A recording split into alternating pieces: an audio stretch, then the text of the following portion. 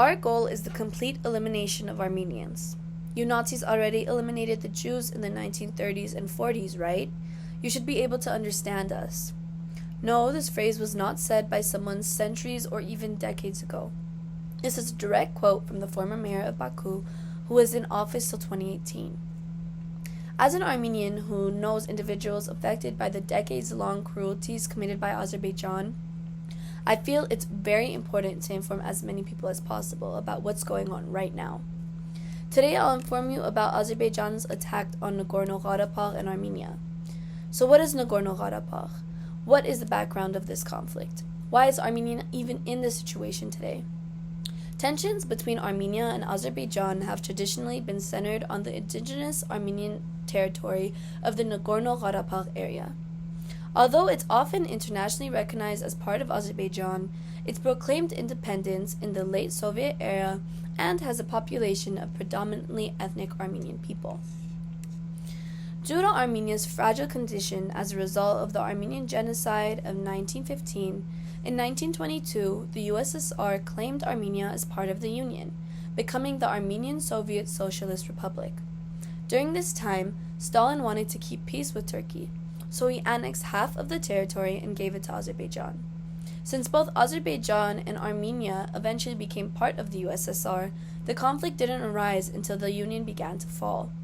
Many Armenians used to live throughout Azerbaijan until 1988, when Azerbaijani forces began mass ethnic cleansing. They would go to all homes they knew were occupied by Armenians and destroy them along with whoever lived inside. Soldiers raped women, took the streets mass stabbing Armenians, arresting and torturing them in prisons. A survivor that my mom recently interviewed recalled the story of getting arrested in his home that was set on fire, beaten by countless police, put on a boat, then thrown off and left for dead to drown in the cold winter, all without knowing the fate of the rest of his family. Oftentimes, when people tried to escape at the airport and had too much luggage, the staff would alert forces that they are refugees, pull them aside, and murder them on the spot. Now that the audience is aware of a little bit of the background of the Armenian and Azerbaijani relationship, we're able to understand the wars that have been caused by it. The first war between Armenia and Azerbaijan over the disputed territory began in the 1990s. Due to the near full occupancy of Nagorno-Karabakh being of Armenian descent, the Armenian people put in a petition to take the annexed lands back. Being that they are the ancestral lands of ethnic Armenians, this almost immediately led to war, causing many casualties on both sides, but eventually resulting in the reclaiming of the majority of their lands. This land was unofficially known as the Republic of Artsakh, having its own government but with official allied ties to Armenia. Although throughout the years there were small conflicts, decades later in 2020 a big war arose again. This time, Azerbaijan had the help of Turkey and Israel. 110,000 people were displaced, mostly women and children. Nearly all the Armenian men who fought in the war were killed or severely injured, mentally or physically. Azerbaijan committed various war crimes, such as dropping white phosphorus in the forest areas where Armenian troops were posted and keeping and torturing prisoners of war. Happening currently, Azerbaijan has begun to attack the independent Republic of Armenia. This is no longer disputed land. On September 13, 2022, Azerbaijani forces attacked the border cities, shelling civilian homes and violating ceasefire agreements. As you can see in this photo, many homes were destroyed. Not only has this caused the displacement of thousands of people and claimed innocent lives, they continue to commit war crimes. A story was reported of a female soldier, the mother of 3, who was raped and beheaded, having many other things done to her that are too graphic to even speak of. This happened on video. Yet, with proof of such unimaginable, disgusting actions, the world seems to stay silent. It seems as though the economic need for natural gas from Azerbaijan has overshadowed the need to stand for justice or condemn their actions. So if Azerbaijan is continuing these attacks, what is the fate for the Armenian people? Many Armenian men were killed or severely injured in the war, leading to a complete disruption for the next generation of Armenians. With such an imbalance between men and women, reproduction is heavily skewed.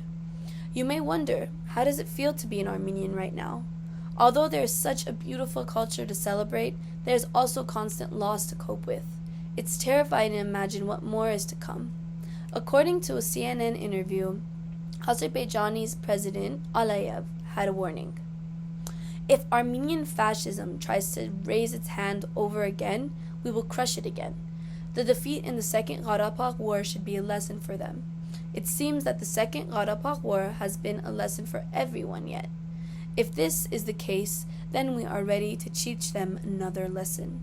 With such strong threats of annihilation publicly, there is still an immense lack of media coverage and exposure.